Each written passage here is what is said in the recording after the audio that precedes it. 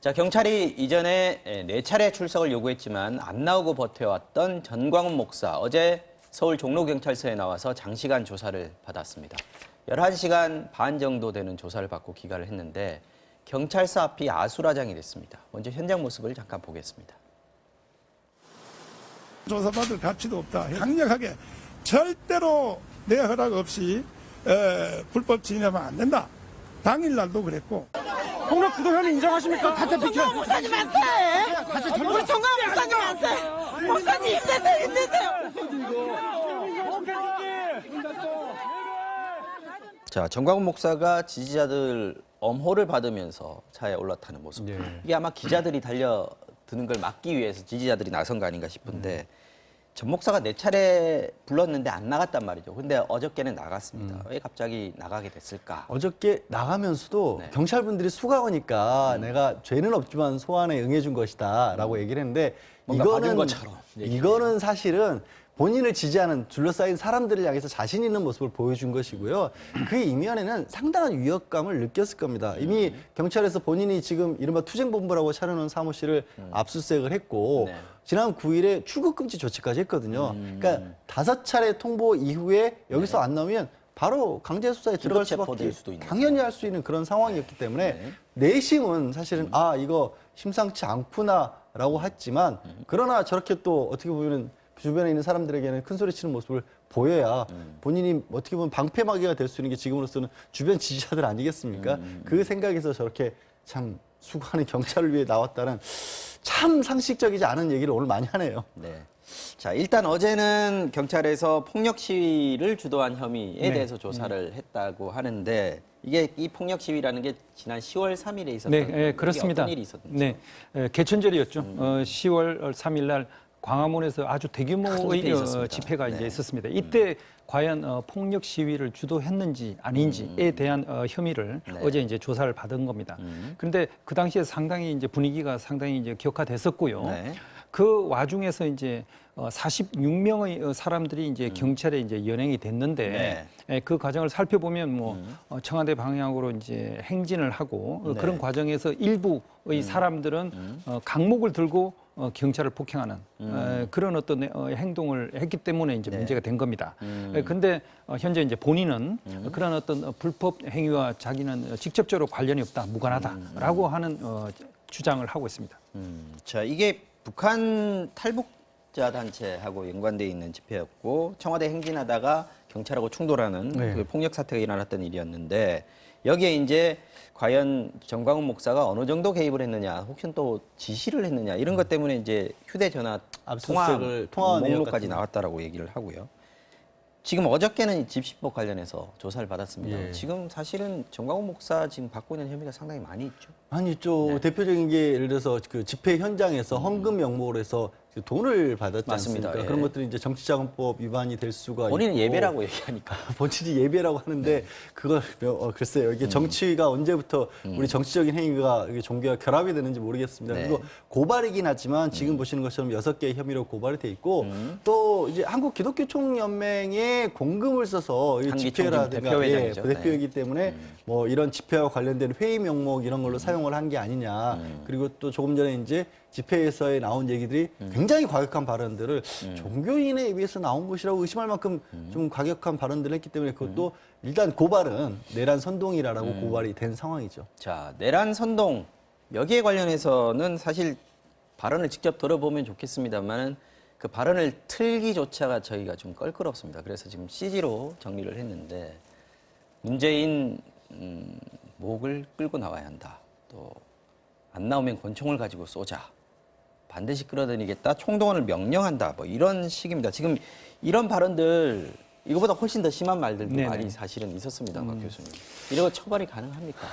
사실 이제 내란이라고 한다면 이제 국가 기관을 강압에 의해서 전복을 하거나 네. 또는 이제 정상적인 이제 권능을 행사하는 것을 불가능하게 만드는 그런 어떤 행위를 하는 그런 정도입니다. 네. 그런데 이런 뭐 정치적인 이제 집회에서 이제 단순한 집회 구호로 사용한 뭐 그런 것 가지고 이제 처벌하기는 이제 쉽지를 않고요. 네. 그리고 이제 저희 뭐 대부분에서 이제 판단을 하기로도 어떤 추상적 표현으로 이야기한 그런 것을 어떤 내란 선동으로 직접 볼 수는 없다.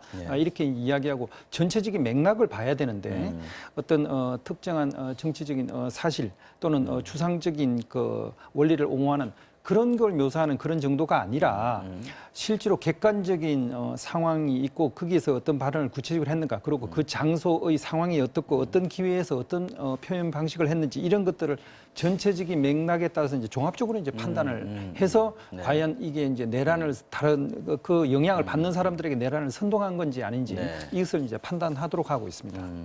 자, 어저께는 일단 내란 선동 관련해서 조사는 이루어지지 않았기 때문에 앞으로 어떻게 조사가 이루어질지도 궁금합니다.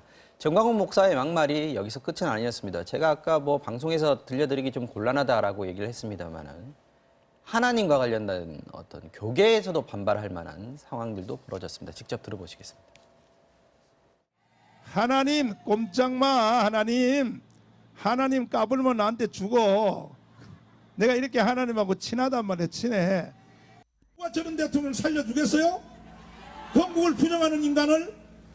그래 안 그래요? 안 나올 경우에는 4.19식으로 진입하여 끌어내야 될 것입니다.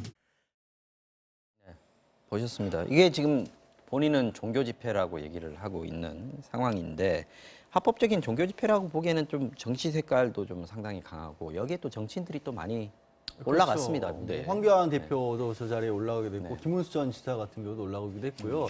우리가 종교의 자유를 인정하고 있다라는 것은 넓은 의미에서 어떻게 보면 이 정치적인 것과 좀 분리됐기 때문에 많은 종교의 종교들을 제한 없이 가능하면 인정하는 거 아니겠습니까? 그런데 지금은 현재 정치에 관한 얘기를 서슴없이 하고 있고 또 말씀하신 것처럼 이 정말 글자 그대로 현역 정치인들까지도 그 집회 장소에서 얘기를 하고 있어요. 올라가서도 그 정치인이라고 해서 종교를 갖지 못하는 법은 없으니까 올라가서 종교에 관한 얘기를 하는 게 아니라 현 정부에 관한 얘기를 그것도 굉장히 과격하게 얘기를 하고 있단 말이에요. 이거를 종교의 자유의 영역에 포함시켜서 보호해 줄 것이냐, 종교의 자유라는 이름으로 포장된 정치 집회가 사실상 아니냐. 그리고 내부에서도 굉장히 말들도 모순된 것들이 많아요. 하나는 뭐 건국을 부정하지 말라. 이건 이승만 정권에 대해서 옹호하고 인정하라는 얘기인데 그러면서 또 4.19식으로 현직 대통령을 끌어내죠. 그럼 이승만 정권은 4.19 때문에 무너진 건데 그 두 개를 같이 묶으면 이게 이상한 얘기가 되는 거거든요. 그러니까 정말로 모순된 게 한두 가지가 아닌 그런 집회들이 이어지고 있는 것 같습니다. 특히 앞부분에 나왔던 발언이요. 하나님에 대해서 언급을 하는 부분. 이게 목사가 할 수 있는 얘기인가 싶기도 하고 이 부분에 대해서도 본인은 뭐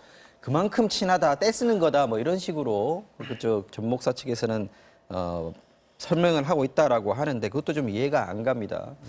지금 전 목사 측에서 이런 집회들은 이제 앞으로도 계속하게 될 테고 황교안 대표도 지금 장외 집회 한다고 하면 또 결합할 수 있는 가능성도 있죠. 결합할 수 있고 결합할 수 있기 때문에 그런데 그래서 사실은 경찰 쪽에서도 가장 먼저 조사를 본 집회 및 시위에 관한 법률 위반으로 한 게 논란의 여지가 없게끔 만들겠다라는 거예요. 그러니까 이거를 정치 집회, 종교 집회 이런 식으로 규정하지 않고 어찌됐든 명목이 뭐라고 됐든지 간에 정상적으로 우리 집시법에서 허가하고 있는 범위를 초월하는 그런 방법을 썼다라면 그건 불법이 되는 거고 또 그 관련해서 폭력을 사용한 것을 만약에 용인했거나 용인한 걸 넘어서서 더 부추겼다라면 그게 뭐라고 얘기를 하든지 간에 허용이 안 되는 거지 않습니까? 그러니까 굳이 이거 사실은 이제 저는 말씀을 드리길래 과연 저게 종교인 행사인지 정치 행사인지 모르겠다고 말씀드렸지만 그거를 구별하려고 들고 시작하면 틀림없이 이게 갈등이 생기기 때문에 그런 걸 따질 수 없는 것들 종교 행사라 할지라도 지켜야 될 법률이 있지 않느냐라는 쪽으로 가기 위해서